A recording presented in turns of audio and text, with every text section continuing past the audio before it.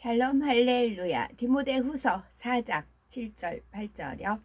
나는 선한 싸움을 싸우고 나의 달려갈 길을 마치고 믿음을 지켰으니 이제 후로는 나를 위하여 의의 면류관이 예비되었으므로 주 곧 의로우신 재판장이 그 날에 내게 주실 것이며 내게만 아니라 주의 나타나심을 사모하는 모든 자에게 도니라. 아멘. 제목은 믿음을 지켰으니입니다. 믿음을 지킨다는 것은 참으로 중요하지요.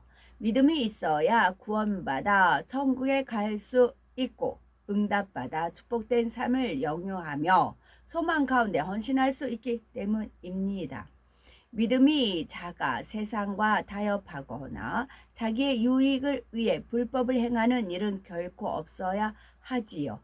기도와 금식으로 하나님의 은혜를 구하며 자신의 마음을 지키고 믿음으로 승리하기 위해 힘써야 합니다.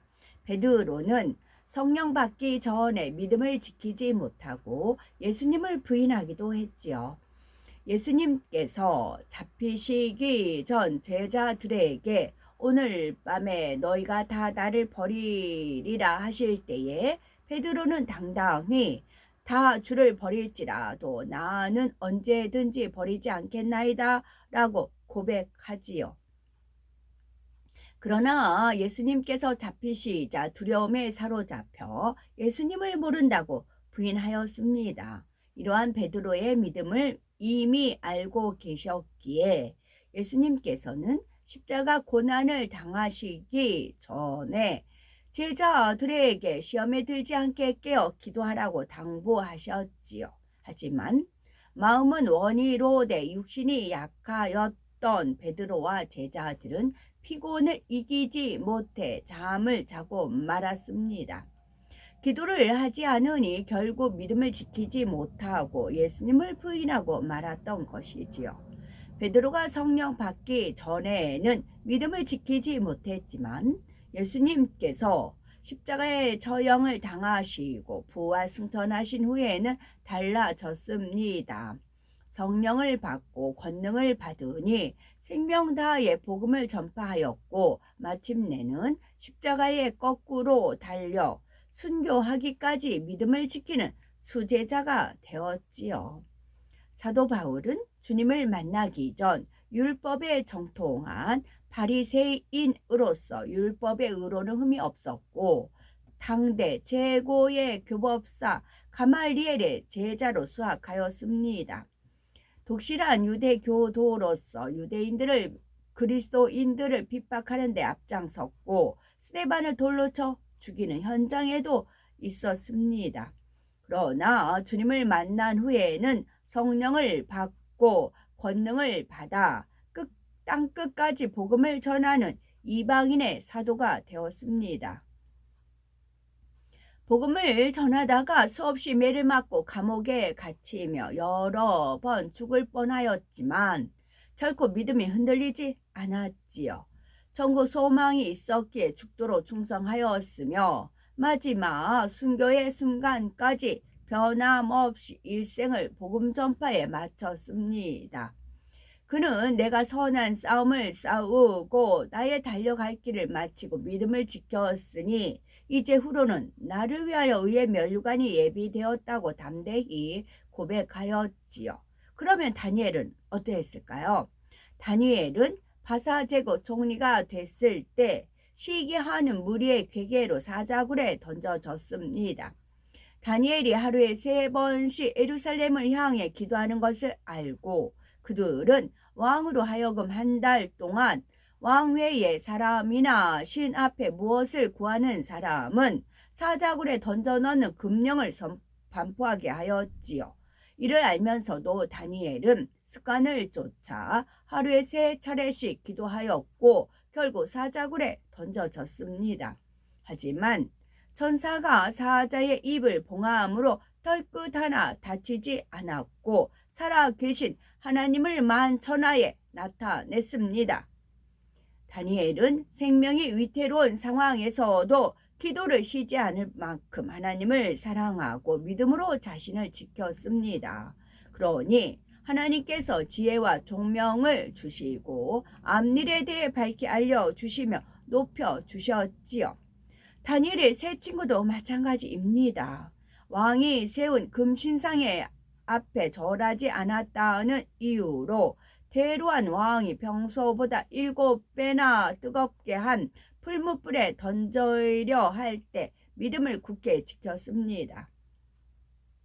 다니엘 3장 17, 18절을 보면 하나님이 우리를 극렬히 타는 풀무 가운데에서 능히 건져내시겠고 왕의 손에서도 건져내시리이다. 그리 아니하실지라도 왕이여 우리가 왕의 신들을 섬기지도 아니하고 왕의 세우신 금신상에게 절하지도 아니할 줄 아옵소서라고 단호하게 거절하지요. 그들은 하나님께 대한 믿음을 지키기 위해 풀무불도 무서워하지 않았습니다. 결국 풀무불에 던져졌지만 머리털 하나 그슬리지 않고 살아나왔습니다. 이같이 다니엘과 그의 세 친구는 생명을 잃을 수 있는 상황에서도 믿음을 저버리지 않으므로 하나님께 영광 돌렸습니다. 하나님을 사랑한다면 아무리 어려운 상황이 와도 믿음을 굳게 지켰다는 증거가 따라야 합니다. 굳건한 믿음을 가지고 세상과 타협하지 않으며 과감히 비진리를 끊고 어둠에서 빛 가운데로 나올 수가 있습니다. 설령 핍박을 받는다 해도 하늘의 상을 바라보며 기뻐하는 것이지요. 만일 주를 위해 핍박을 받고 죽임 당한다면 천국에서 그 영광을 누릴 것이니 참으로 복될 일입니다. 성경을 보면은 믿음의 선진들과는 달리 마음을 지키지 못하고 믿음을 저버린 사람들도 있습니다. 라봇의 포도원을 차지하기 위해 궤계를 꾸민 이세벨에게 매수당한 두 거짓 증인이 그렇습니다. 그들의 모함으로 무죄한 라봇이 돌에 맞아 죽어야 했지요. 믿음을 굳게 지킨 사람들은 결코 자신의 유익을 위해 거짓을 행치 않습니다. 어떤 목숨의 위협 앞에서도 진실을 왜곡하지 않지요. 열왕기상 22장에 나오는 시드기야와 400명쯤 되는 거짓 선지자들도 거짓 예언을 하며 믿음을 저버립니다. 북이스라엘 아합 왕은 아람 나라에 빼앗겼던 길르앗 라못을 되찾기 위해 남유다 여호사밧 왕에게 도움을 요청합니다. 이에 여호사밧은 먼저 하나님의 뜻이 어떠한지 선지자들에게 들어보자고 제안하지요. 그래서 아합 왕이 400명쯤 되는 거짓 선지자에게 물었을 때 그들은 일제히 전쟁에서 승리를 예언합니다. 그 중에 시드기야는 철불같이 만들어 흔들며 승리를 장담하지요. 반면 하나님의 선지자 미가야는 이스라엘이 아람과의 전쟁에서 패하여 목자 없는 양같이 흩어지며 아합 왕은 죽으리라 예언을 합니다. 이에 시드기야가 미가야의 뺨을 치며 승리를 호언하지요. 아합은 미가야를 투옥시키고 여호사밧 연합군과 함께 아람과 전쟁하러 나갑니다. 그런데 결과적으로 시드기야와 400인의 선지자들의 예언이 거짓이라는 것이 여실히 드러났습니다. 한 병사가 우연히 쏜 화살에 왕이 맞아 전사하였고 개들이 그 피를 핥았지요. 믿음을 저버리고 거짓으로 예언한 선지자들의 말이 결코 맞을 리가 없음을 증명해 준 것입니다. 사도 바울의 동역자 데마 역시 믿음을 지키지 못했습니다.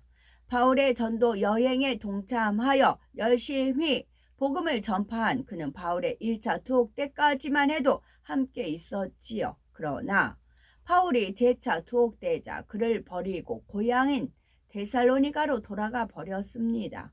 바울과 함께 고난 당하기보다는 세상의 부와 명예가 더 좋았던 것이지요. 성경은 이에 대해 그가 세상을 사랑하여 떠났다고 기록합니다. 믿음을 지키기 위해서는 자기의 마음을 진리로 잘 지켜야 합니다. 여호수아 당시 아간도 믿음을 지키지 못함으로 범죄하였습니다. 여리고성 함락 후 아간이 하나님의 명을 어기고 몰래 탐나는 물건을 감추어 둠으로 하나님의 진노를 사고 말았지요.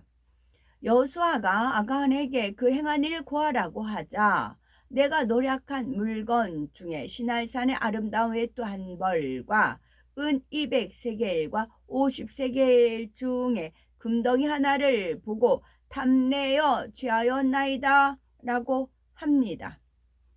아간의 범죄로 이스라엘은 아히성 전투에서 어이없이 패하였고 범죄한 아간은 온 가족과 함께 돌에 맞아 죽었습니다. 우리는 좌우로 치우치거나 자기 유익을 쫓아 하나님의 뜻을 거역하는 일은 없어야 하겠습니다.